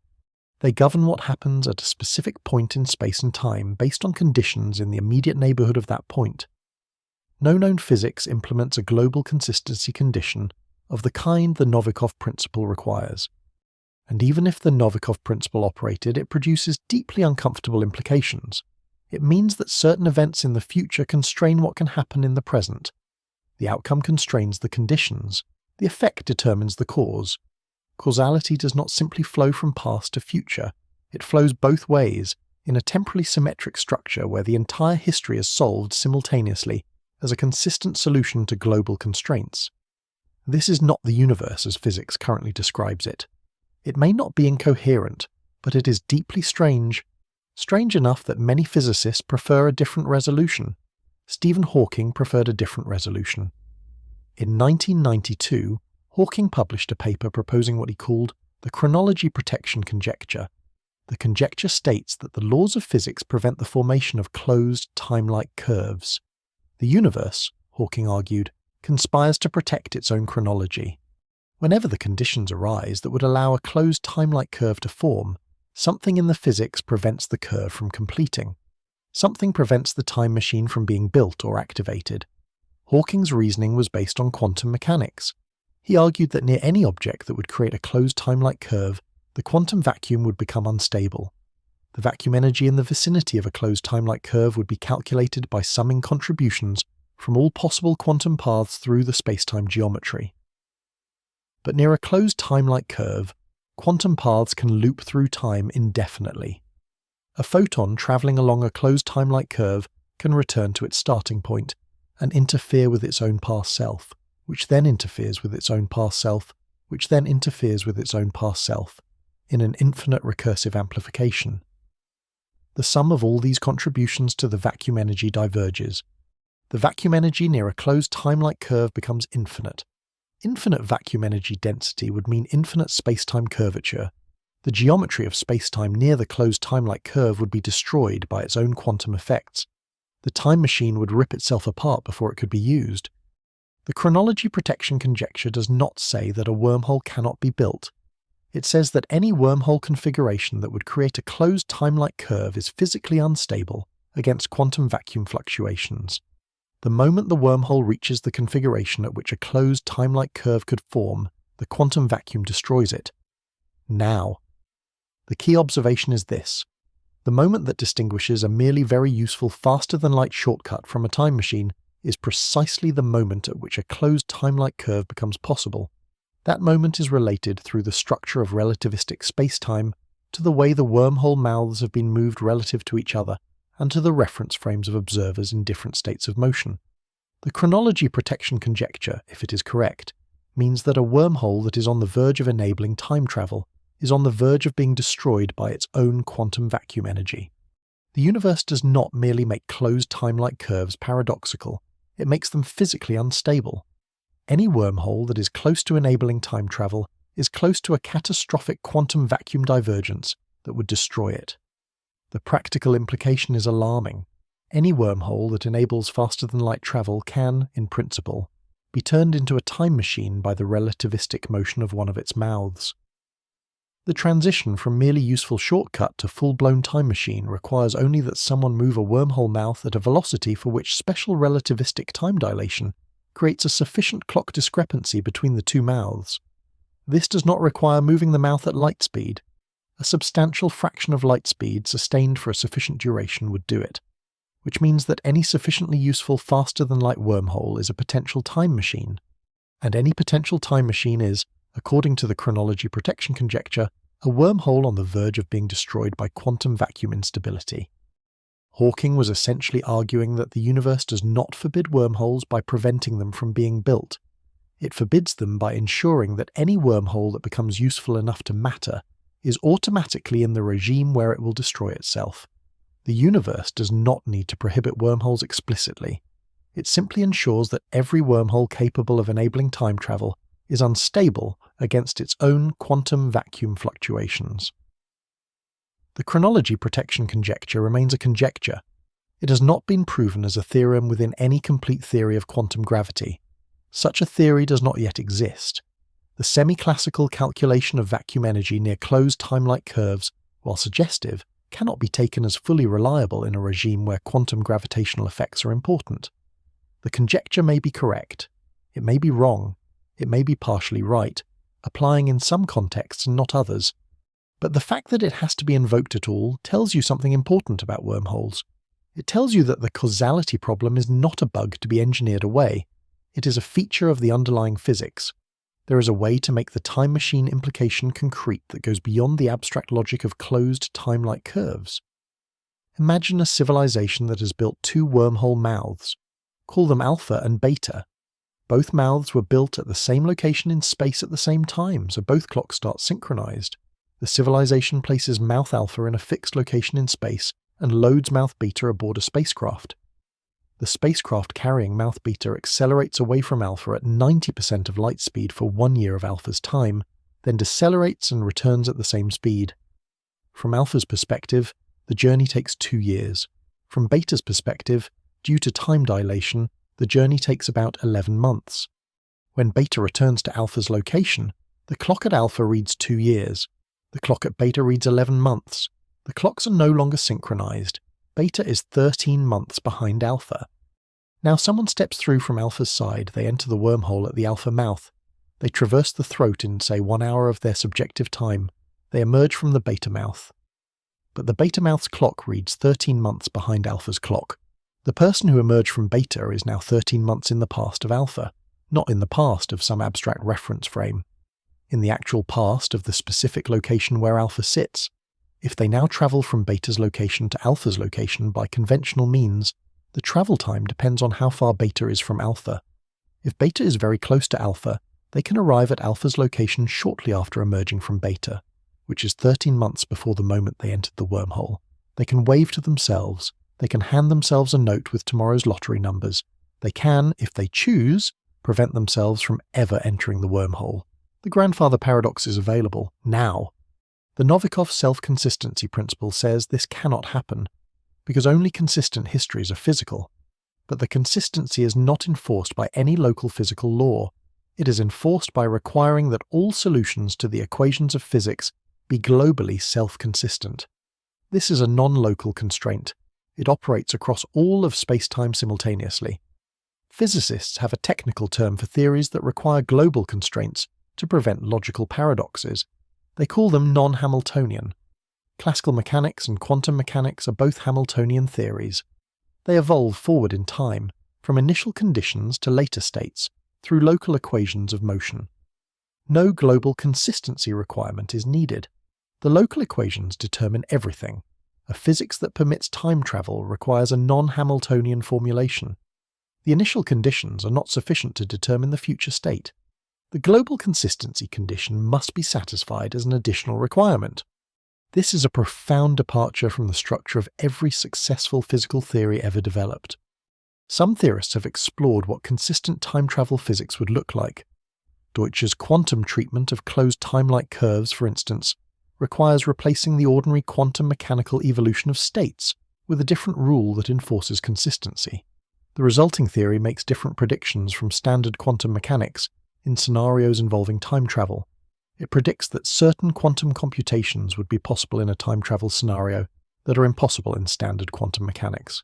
It predicts that information from the future can influence the present in ways that would not occur without time travel. These are testable predictions, at least in principle, and they are very different from the predictions of standard quantum mechanics. If time travel were possible, we would expect to see signatures of these effects in appropriate experimental setups. We do not. This is weak evidence against the existence of closed time-like curves, not strong evidence. We have not conducted experiments specifically designed to test for Deutsch-style time travel effects in precision quantum systems. The absence is an absence of tests, not an absence of results. But it suggests that the universe is not obviously providing the signatures that a time travel permitting physics would predict. The Hawking Chronology Protection Conjecture provides a physical mechanism for why closed time-like curves might not appear even if the geometry permits them. The quantum vacuum energy divergence near a closed time-like curve is a prediction of quantum field theory in curved spacetime. It arises from the same physics that produces Hawking radiation from black holes, physics that has indirect observational support through the behavior of black holes in astrophysical contexts. The prediction is that the vacuum energy in the spacetime region where a closed time-like curve is about to form grows without bound. Specifically, it diverges as a power law as the spacetime geometry approaches the configuration that would create the closed time-like curve. The divergence is curvature squared times something, complicated, and the coefficient of the divergence is positive. The vacuum energy blows up. What this means physically is that the spacetime cannot reach the configuration that would create the closed time-like curve. As the geometry evolves toward that configuration, the growing vacuum energy density modifies the spacetime curvature in a way that prevents the configuration from being achieved. The spacetime geometry is driven away from the closed time-like curve configuration by the very quantum effects that the approach to that configuration generates. The wormhole in this picture is not forbidden from existing. It is forbidden from reaching the specific geometric configuration that would create a closed time-like curve. Any wormhole that is being manipulated toward the time machine configuration is being simultaneously modified by quantum vacuum effects that push it away from that configuration. The two effects race against each other. The chronology protection conjecture asserts that the quantum vacuum effects always win. Whether they always win in all possible geometries is the open question. Hawking himself described his conjecture as well-motivated but unproven, and he acknowledged that counterexamples might exist in sufficiently exotic space-time geometries. The full quantum gravitational calculation that would definitively resolve the question requires a theory of quantum gravity that does not yet exist. What we can say is that the causality problem is not an incidental feature of traversable wormholes that might be engineered away by clever design. It is a direct consequence of what a traversable faster-than-light object implies for the structure of space-time. And the proposed resolution, the chronology protection conjecture, suggest that the universe has a physical mechanism for preventing the logical catastrophe, a mechanism that operates by destroying the very object that would create the problem. A traversable wormhole is not merely a fast tunnel. It is a modification of the causal structure of space-time in a way that creates logical and physical problems at the most fundamental level. Problems that may require the universe to destroy the wormhole before they can manifest. The engineering mission briefing has now reached a point where the obstacles are not merely practical but foundational, not merely hard but possibly physically prohibited. And this brings us to the final question, the one that is most directly relevant to anyone who encounters the wormhole not as a theorist designing one from scratch, but as a traveller who has stumbled upon one already existing. What if a wormhole appeared naturally? What if the universe contained wormholes that were not built by anyone, that arose from some primordial or quantum process, that were simply there? What would it actually be like to encounter one, and what would happen if you tried to enter it? There is a specific idea in theoretical physics that has attracted enormous attention in the last decade, and it suggests that wormholes may not be as absent from the universe as they might appear. The idea is called ER equals EPR. ER refers to Einstein-Rosen. EPR refers to Einstein-Podolsky-Rosen, the three authors of a 1935 paper that introduced the concept of quantum entanglement. Both papers were published in the same year. Both involved Einstein. And for most of the 8 decades since they were published, they were understood as describing two completely unrelated phenomena. The Einstein-Rosen bridge was a feature of general relativity, the theory of gravity and space-time curvature. The Einstein-Podolsky-Rosen effect was a feature of quantum mechanics, the theory of subatomic particles and quantum states. In 2013, physicists Juan Maldacena of the Institute for Advanced Study in Princeton and Leonard Susskind of Stanford University published a paper proposing that these two phenomena, the wormhole and quantum entanglement, might be the same thing. The proposal is technically subtle, and its full implications are still being worked out. But the core idea is this. Two particles that are quantum entangled, particles whose quantum states are correlated in the non-local way that entanglement creates, are connected by a microscopic wormhole in the geometry of spacetime. The entanglement between the particles is not merely a statistical correlation in their properties, it is a geometric connection. A wormhole too small to be traversable, but a wormhole nonetheless. If ER equals EPR, then wormholes are everywhere. Every pair of entangled particles in the universe is connected by a microscopic wormhole. The quantum vacuum, which is filled with pairs of entangled virtual particles constantly appearing and annihilating, is a foam of microscopic wormholes at the Planck scale. Spacetime itself may be stitched together from the quantum entanglement of its constituent degrees of freedom, with the geometric structure of spacetime emerging from the pattern of entanglement in some deeper quantum description. The universe, in this picture, is threaded with wormholes at the smallest scales. Not macroscopic wormholes traversable by spacecraft, not even wormholes traversable by elementary particles. Wormholes on the scale of the Planck length, 10 to the negative 35 meters, many orders of magnitude smaller than any elementary particle. Wormholes that are not passages in any practical sense, but that are, in a deep geometric sense, the fabric from which spacetime itself is woven. This does not help with the engineering problem. A Planck-scale wormhole cannot be traversed. It cannot be detected with any current instrument. It cannot be enlarged, at least not by any known mechanism that does not require the exotic matter problem to be solved first. The ER equals EPR proposal is fascinating and is currently one of the most actively explored ideas in theoretical physics. But it does not bring us closer to a traversable wormhole on any human scale.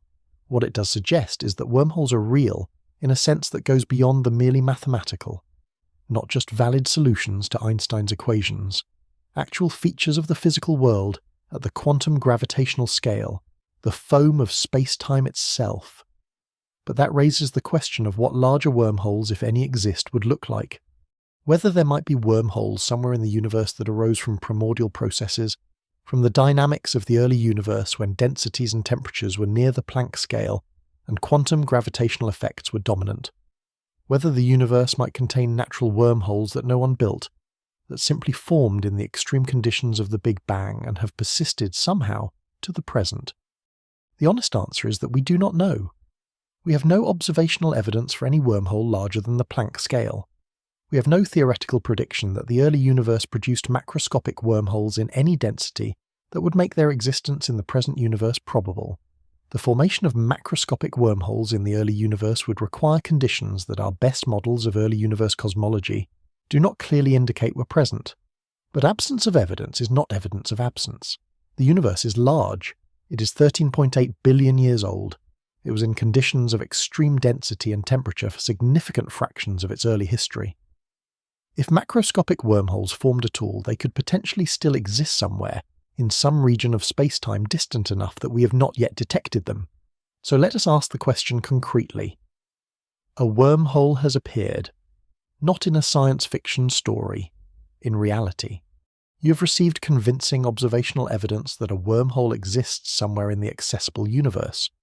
Gravitational lensing patterns consistent with a traversable wormhole geometry, or a detected signal that appears to come from a spatial location that is topologically connected to a distant region, or some other phenomenon that the physics community has concluded, after careful analysis, is most parsimoniously explained as a wormhole. You know the location of one of the mouths. A spaceship is dispatched to investigate. The spaceship arrives at the wormhole mouth. What does the crew see? What happens when they try to approach? And what happens if they try to enter? The first thing to understand is that a natural wormhole, one that formed without any exotic matter infrastructure being deliberately maintained, would almost certainly not be traversable in the Morris Thorne sense. The natural wormholes that arise as exact solutions to Einstein's equations without the carefully arranged exotic matter distributions that the Morris Thorne geometry requires are the Schwarzschild-type bridges. They form and pinch off. They are not maintained in any static traversable configuration. If a natural wormhole exists and is macroscopic enough to be detectable, it is likely in a dynamic state. It might be in the process of pinching off. It might be connected to a black hole structure. It might be emitting Hawking radiation from its throat if the quantum effects at the throat are large enough. It might be in a state of continuous fluctuation that makes it geometrically unpredictable. Approaching a wormhole that is associated with a black hole structure means approaching a region of extreme space-time curvature. The gravitational field near the wormhole mouth, if the mouth is comparable in geometry to a black hole event horizon, would produce tidal forces that scale inversely with the mass of the wormhole. For a stellar mass wormhole, tidal forces at the horizon radius would be manageable for an approaching spacecraft. For a wormhole much less massive than a star, tidal forces near the mouth would become extreme. The mouth of any wormhole is a region of extreme space-time curvature, by the definition of what a wormhole is. The curvature is what creates the topological connection between two distant regions. An extreme space-time curvature means extreme tidal forces on any extended object, any object with a physical size larger than a point. The tidal forces at the wormhole mouth would pull the front of the spacecraft differently from the back, potentially breaking the spacecraft apart before it reached the entry point. But suppose the wormhole is large enough and smooth enough that tidal forces at the mouth are manageable. The spacecraft enters. What happens inside the throat? Inside the throat of a wormhole, the space-time geometry is not ordinary. The topology is non-trivial. The curvature is complex. Any natural wormhole that has not been maintained with exotic matter is in a dynamical state, evolving toward collapse. The throat is shrinking. The question is not whether the throat will collapse, but how fast. Any particle in the throat, including the particles of the spacecraft, is subject to the evolving geometry. As the throat closes, the space-time available to the spacecraft narrows. Radial distances become smaller. The geometry becomes increasingly extreme. Tidal forces increase as the throat closes. The spacecraft is compressed in the radial direction and stretched in the transverse directions by the closing geometry. If the throat closes faster than the spacecraft can traverse it, the spacecraft does not emerge from the other end. The throat pinches off while the spacecraft is still inside. The spacecraft is inside a region of space-time that is becoming topologically disconnected from both the entry mouth and the exit mouth. It is trapped in a geometry that is evolving toward a singularity. The spacecraft cannot escape by reversing course. The collapse of the wormhole throat, in the relevant geometry, is a process that cannot be reversed by any force that operates within the space-time. The direction of increasing future time within the throat is toward the singularity. There is no path that leads back to the entry mouth because the entry mouth is closing behind the spacecraft at the same time that the exit mouth is closing ahead of it. The spacecraft crew, if they survive the tidal forces long enough to experience this, would see the geometry around them becoming more extreme in all directions. The exit mouth, which appeared as a finite aperture ahead of them when they entered the throat, is shrinking. The entry mouth behind them is also shrinking. The topology is changing. They are inside a region that is becoming detached from both external regions simultaneously. Eventually, the region they occupy becomes a closed pocket of space-time with no connection to the external universe. It has a singularity. The closed pocket collapses to the singularity. The spacecraft and its crew are destroyed. And the Hawking radiation that the wormhole was emitting as the spacecraft approached, that radiation comes from the quantum mechanics of the wormhole geometry. Near the mouth of any wormhole with an event horizon-like structure, the quantum vacuum produces pairs of virtual particles in a process analogous to Hawking radiation from black holes. One particle of each pair escapes to infinity. The other falls into the wormhole and contributes to the evaporation. The wormhole is slowly radiating away its mass energy. For a stellar mass wormhole, this evaporation is negligibly slow. For a microscopic wormhole, it can be fast. For a wormhole of intermediate mass, the evaporation timescale depends on the mass in a way that follows the same inverse relationship as Hawking radiation from black holes. Smaller wormholes evaporate faster. A wormhole with the mass of a mountain evaporates in a time comparable to the current age of the universe. A wormhole with a much smaller mass evaporates quickly. As the wormhole evaporates, its geometry changes. It shrinks. The throat closes. The process is not necessarily smooth or predictable. The final stages of Hawking evaporation are not well understood because they occur in a regime where quantum gravitational effects are important, and our theories break down. The final stages of wormhole evaporation may produce a burst of high-energy radiation. They may produce a naked singularity. They may produce something entirely new that our current theories cannot describe. What they almost certainly do not produce is a useful passage to another region of space-time. There is a specific observational signature that astronomers have proposed as a way to detect a wormhole if one existed in our astronomical neighbourhood. A wormhole, like any massive or energetic object, would gravitationally lens background light sources. The lensing pattern of a wormhole would be distinct from the lensing pattern of a black hole or a neutron star. While a black hole produces an Einstein ring when a background source is directly behind it, a wormhole would produce a different pattern, reflecting the different topology of its space-time geometry.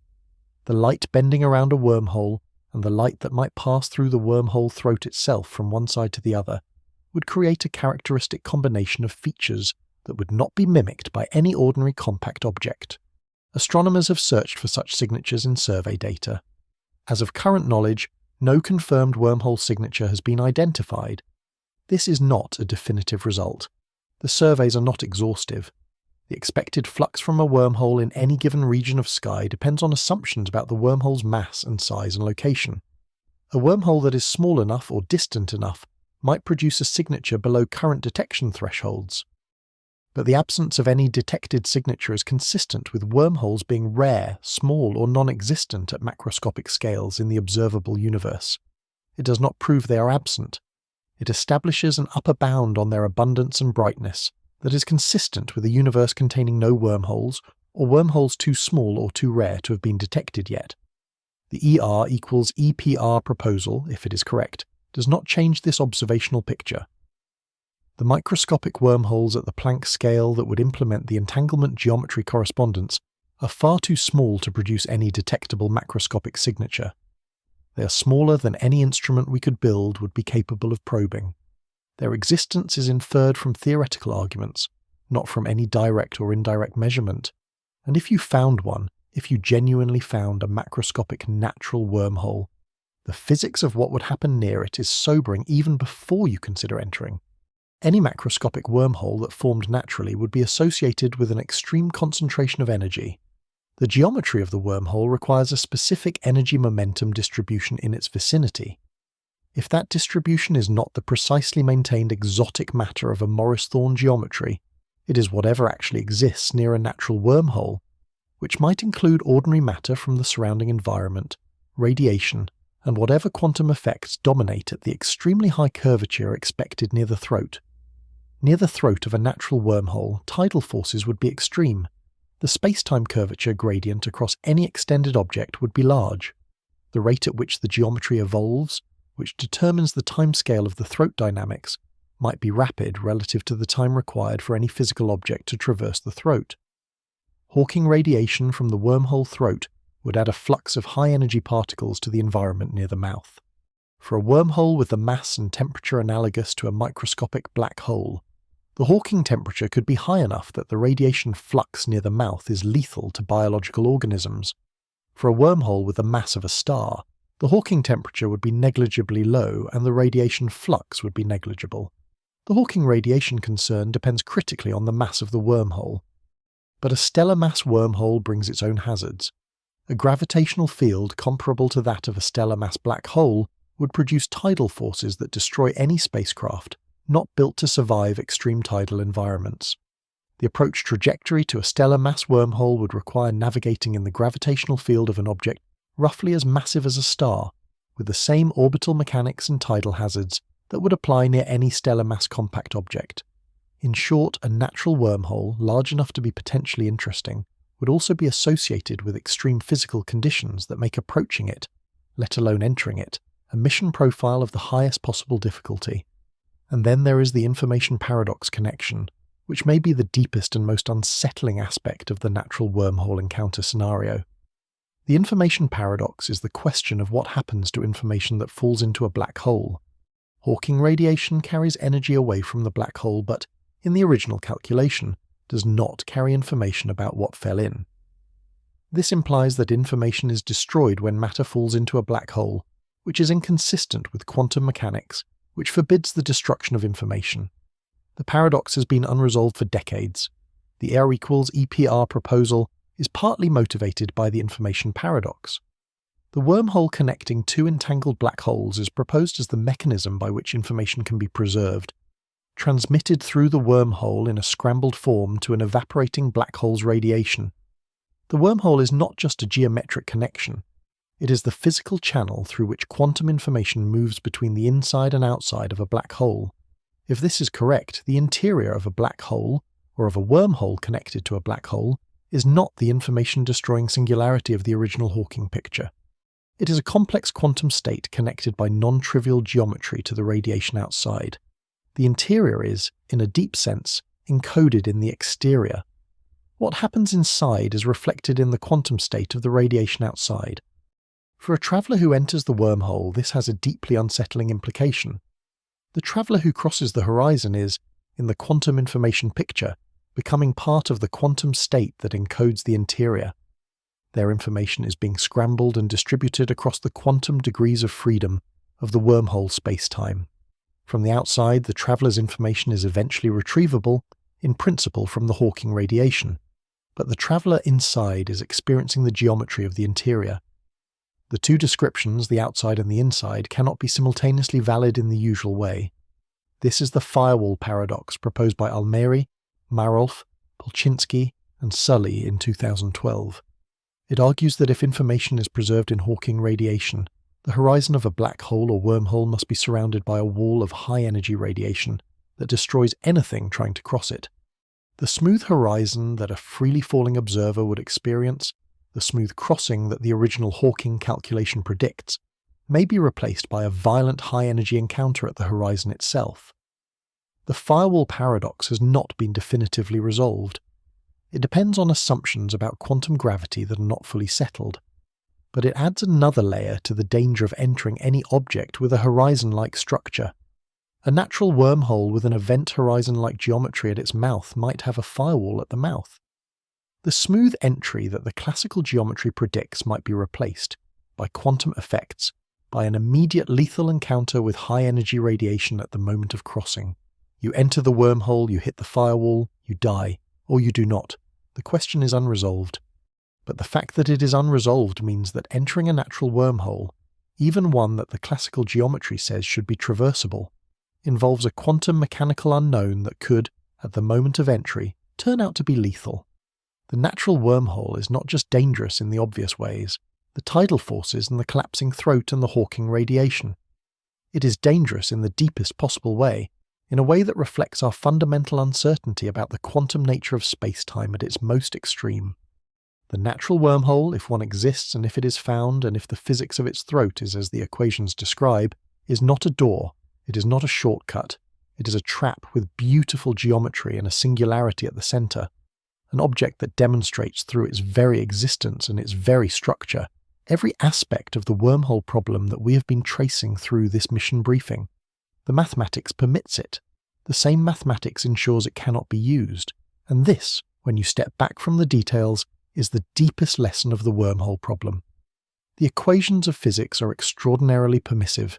They allow, as mathematical solutions, geometries that would be astonishing if they could be physically realized. Wormholes, warp drives, closed time-like curves, time machines.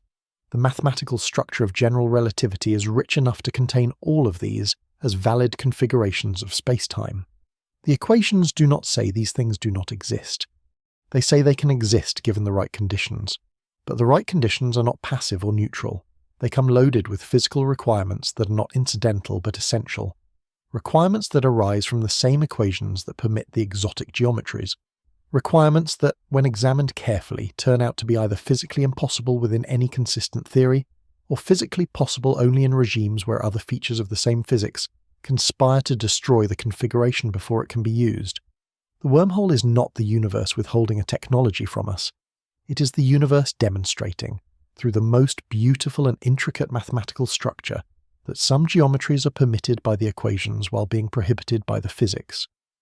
That the map of what the equations allow is not the same as the map of what reality contains, and that the gap between those two maps is, in the case of traversable wormholes, precisely as wide as the gap between a universe where causality is universal and a universe where it is not.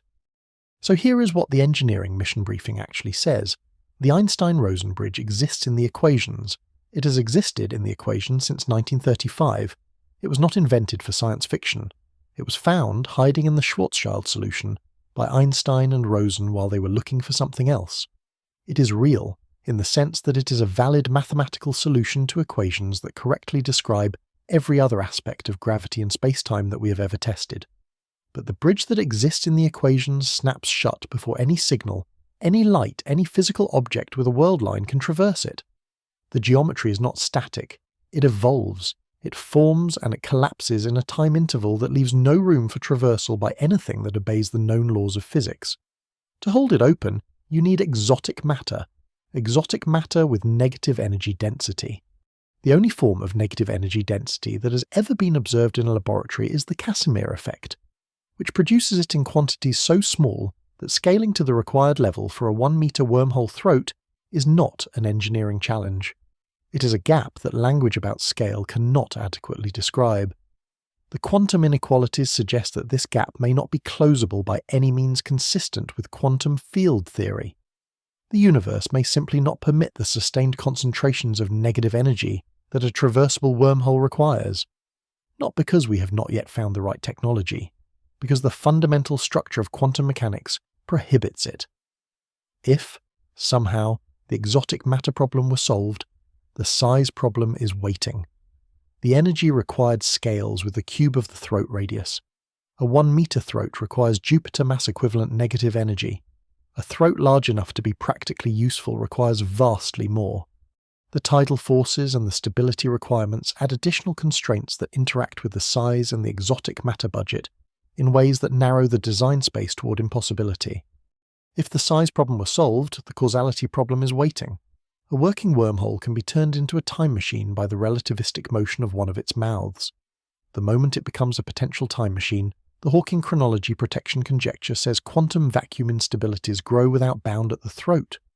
The wormhole destroys itself before the time machine can be activated. And if a natural wormhole exists somewhere in the universe, an object that formed without anyone's help, and that is simply there, waiting to be found, the engineering reality is that entering it almost certainly means dying inside a collapsing throat in a region of space-time that is becoming topologically disconnected from both the entry and exit simultaneously. With a singularity as the only future, the math says wormholes are real. The same math says they cannot be used, not in the way that most discussions of wormholes imagine, not as shortcuts, not as doors, not as tunnels between distant points that a civilization could cross in a manageable time. But here is the thing about walls that the equations reveal. Every wall that physics has ever appeared to place in front of human ambition has turned out, on careful examination, to be more complicated than it first appeared. Sometimes the wall is genuinely absolute, like the infinite energy requirement to accelerate matter to exactly the speed of light. Sometimes the wall is a practical constraint that future technology will find a way around, and sometimes the wall is in a location that we have not yet fully mapped, because the physics required to map it precisely does not yet exist. The wormhole problem sits in complex territory. Some of its walls are genuinely absolute as far as we can tell. The pinching off of the natural bridge is a direct consequence of the causal structure of the Schwarzschild spacetime. There is no technology that can reverse this because it arises from the geometry and not from any material property that could in principle be altered. The tidal forces at small wormhole throats follow directly from the mathematics of curvature. These are structural features of the problem. Other walls are more ambiguous. The exotic matter requirement is a hard wall within classical physics, but softens in quantum physics, where negative energy density demonstrably exists. The quantum inequalities push back against the softening, but they may not constitute a complete proof of impossibility. The chronology protection conjecture is exactly that, a conjecture, grounded in solid physical reasoning but not elevated to a theorem within any complete theory of quantum gravity. What makes the wormhole problem uniquely fascinating and uniquely frustrating is that it pushes the investigation into precisely the regime where our best physics is most incomplete. General relativity and quantum mechanics are the two best tested physical theories in history. They are also, at the level of fundamental structure, inconsistent with each other. A full theory of quantum gravity, which would reconcile them, does not yet exist. And the wormhole problem, the traversable wormhole problem, lives exactly in the territory where general relativity and quantum mechanics need to be reconciled. You cannot answer the question of whether a traversable wormhole is possible without knowing what quantum gravity looks like. You cannot know whether the quantum vacuum instabilities that Hawking identified actually destroy wormholes without knowing the full quantum gravitational calculation, which requires the complete theory. You cannot know whether the quantum inequalities genuinely rule out the required exotic matter without knowing how negative energy behaves in a full quantum gravitational context. The wormhole problem is, in this sense, a probe, a test case for the theory of quantum gravity that we do not yet have. If we develop that theory and it says traversable wormholes are impossible, we will have the deepest possible confirmation of the obstacles this mission briefing has traced. If it says they are possible, it will tell us precisely what we would need and how the constraints we have been examining are modified by the full quantum gravitational physics. Either answer would be extraordinary. Either answer would be one of the most important results in the history of physics. And the work of arriving at either answer is the work of developing a complete theory of quantum gravity, which is arguably the central unsolved problem in fundamental physics. The wormhole is not merely a transport problem, it is a signpost, a place in the map of physics where the current theories run out and the unknown begins. A question that, when answered, will tell us more about the structure of reality than almost any other question we could ask. We are not close to the answer. The map is still mostly blank in this territory, but the blank regions of maps have always been the most important ones. They are where the next discovery waits. The engineering mission briefing for the wormhole ends here, not with a solution, not with a declaration of impossibility, but with the clearest possible statement of exactly what we do and do not know, and exactly where the boundaries of our knowledge are. The math says wormholes are real. The same math says we do not yet know whether they can be used. And not knowing, precisely and honestly, is always the most important step toward finding out. Before we reach the natural wormhole scenario, it is worth pausing to appreciate the full architecture of the problem as it now stands. We began with a wormhole that exists in the equations, a mathematical structure whose reality in the equations of general relativity is not in doubt. It is there. It has been there since 1935. It follows from the same mathematics that correctly describes gravitational waves, black holes, the bending of light around massive objects, the precise orbital decay of binary pulsars, and a dozen other phenomena that have been confirmed to extraordinary precision. The wormhole in the equations is real. And it does not work. It does not work because the geometry pinches off before anything can traverse it. So we must make the geometry traversable. Making it traversable requires exotic matter with negative energy density, in quantities comparable to planetary masses, in precisely configured distributions maintained against continuous perturbation. We cannot produce exotic matter in these quantities. The quantum inequalities suggest we may not be able to produce it in any quantity sufficient for a macroscopic wormhole within any consistent quantum field theory. But suppose that obstacle falls. The size of the traversable throat creates energy requirements that scale steeply, as the cube of the radius or steeper. A practical size throat demands stellar mass equivalent negative energy. The tidal forces at small throats interact with the exotic matter requirements in ways that make the trade space narrower, not wider, as you try to satisfy both constraints simultaneously. But suppose that obstacle also falls. The working wormhole, if you can move one of its mouths at relativistic speed, becomes a time machine. A physical time machine, not a metaphor. A device that creates closed time-like curves and allows effects to precede their causes. The chronology protection conjecture argues that quantum vacuum instabilities destroy any wormhole approaching the time machine configuration, but the conjecture has not been proven. Suppose it is wrong, or has loopholes. Suppose the time machine problem also somehow falls. You still have to actually enter the thing. And the natural wormhole, if it exists as a physical object in the universe, rather than as a mathematical solution on paper, is an extreme environment in every sense. The geometry is dynamic. The throat is evolving. The tidal forces are potentially lethal. The Hawking radiation adds to the hostile environment near the mouth. The firewall paradox, unresolved, adds a quantum mechanical unknown at the moment of entry that could mean instantaneous lethal radiation at the horizon. This is the architecture. 5 layers of obstacles, each one sufficient individually to prevent a working wormhole stacked in sequence. The Einstein-Rosen bridge closes before traversal. Exotic matter in required quantities may be physically impossible. Size and energy requirements exceed any plausible technology or any plausible physics. Causality implies self-destruction. And natural wormholes, if any exist, are likely lethal before you cross the threshold. Solving one does not solve the others. The 5 layers are independent. They arise from different aspects of the physics. Progress on the exotic matter problem does not address the causality problem. Progress on the causality problem does not address the throat stability problem. Each one must be addressed separately, and the addressing of any one of them is not clearly achievable within any physical framework we currently possess. This is the engineering mission briefing. Not a single wall, but a series of walls, each one exposing the next, each one representing a deeper layer of the same fundamental challenge. That space-time, for all its mathematical richness, is structured in a way that seems deliberately, systematically hostile to the possibility of traversable wormholes. Deliberately, of course, is not the right word. The universe is not deliberate. It does not intend, but it is structured.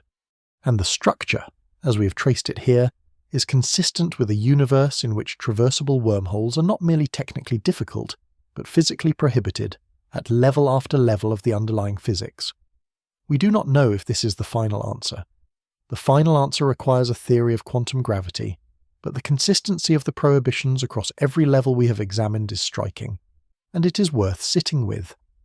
There is one more thing the wormhole problem teaches us, and it is perhaps the most important thing for understanding what fundamental physics research is actually doing when it pursues questions like this. The wormhole is not primarily interesting because someone wants to build one. Nobody expects to build a traversable wormhole within any realistic time frame. The engineering mission briefing makes clear why. The obstacles are too numerous, too deep, and too interconnected. The wormhole is interesting because of what it reveals about the edges of our current physics. Every obstacle to the traversable wormhole is a window into some of the deepest open questions in theoretical physics. The exotic matter requirement and the quantum inequalities are windows into the nature of quantum vacuum energy and the constraints that quantum mechanics places on the energy conditions of classical general relativity. These questions are directly connected to the cosmological constant problem, one of the deepest unsolved problems in physics, which asks why the measured energy density of the vacuum is so enormously smaller than quantum field theory predicts it should be. The chronology protection conjecture is a window into the relationship between quantum mechanics and causality, and into whether the time-symmetric structure of quantum mechanics is genuinely compatible with the time-asymmetric structure of classical causality. This is connected to the arrow of time problem, which asks why time flows in only one direction, even though the fundamental equations of physics are symmetric under time reversal. The ER equals EPR proposal and the firewall paradox are windows into the deep structure of quantum gravity, the still unsolved theory that must reconcile general relativity and quantum mechanics. They connect the wormhole problem directly to the black hole information paradox and to questions about the nature of space-time at the quantum level. Every aspect of the wormhole problem is a probe of some frontier in fundamental physics. Solving the wormhole problem, or definitively proving it unsolvable, would require answering some of the deepest questions in physics, and answering those questions, even without building a wormhole, would transform our understanding of space-time, quantum mechanics, information, and causality in ways whose practical consequences we cannot currently predict. History suggests that transformations in the understanding of fundamental physics have unexpected practical consequences. The study of electromagnetism led to radio and the entire electromagnetic technology base of modern civilization. The study of quantum mechanics led to lasers, transistors, and the entire digital technology base of the information age. The study of general relativity led eventually to GPS and to gravitational wave astronomy. In none of these cases was the practical application foreseeable. At the time, the fundamental physics was being developed. The wormhole problem, and the questions it opens about quantum gravity, might lead somewhere similarly unexpected. Not to a working wormhole, probably not to that, but to some understanding of space-time and quantum mechanics that produces insights and capabilities we cannot currently imagine. This is why the engineering mission briefing matters, not because the engineering will happen, but because mapping the walls precisely and honestly identifies the deepest questions, and the deepest questions pursued with sufficient precision have historically led to the most consequential discoveries. The wormhole is a wall. It is also a map of what lies on the other side of our current understanding, and those two things are, in the history of physics, the same thing, and there is something worth naming about the way this analysis closes. We began with a shocking statement. The math says wormholes are real. The same math says they cannot be used. The mission briefing has now traced that statement through 5 layers of physics, each one revealing a different aspect of why the same equations that create the wormhole also prohibit its use. This is not the usual shape of a physics result. Usually, an equation either permits something or it prohibits it. The equation for the speed of light permits motion at any velocity up to but not including that speed, and prohibits exactly light speed for massive objects. The equation for quantum tunneling permits particles to cross barriers. They do not have enough energy to cross classically, in specific calculable probabilities. The wormhole is different. The equation permits the wormhole, and then, upon examination, the same mathematical framework that permits the geometry produces the Casimir constraints on negative energy, produces the quantum inequalities, produces the cubic scaling of the exotic matter requirement, produces the closed time-like curves and the chronology protection instabilities, produces the dynamic collapse of the throat, produces the firewall paradox, layer after layer of prohibition arising from the same framework that first permitted the structure. It is as if the equations wrote both a blueprint and a demolition order simultaneously. As if the universe's mathematics is structured in a way that allows wormholes to exist at the level of geometry, and then surrounds that permission with a series of physical requirements that ensure they cannot be built, maintained, entered, or survived. Whether this is the universe's final word, we do not know. The complete answer requires quantum gravity, which we do not have. The possibility remains that quantum gravity will reveal loopholes, modify the constraints, or change the picture in ways we cannot currently anticipate. But the picture as it stands is clear. The wormhole is the universe's most elegant trap, built from the same mathematics as everything else, forbidden by the same mathematics as everything else, a structure that the equations hold out as a possibility, and then, upon closer examination, quietly take away. That is the wormhole problem. And now, you know what it actually is. Strap in, keep looking outward, and stay with the crew. If you want more mission briefings like this, subscribe for the next journey.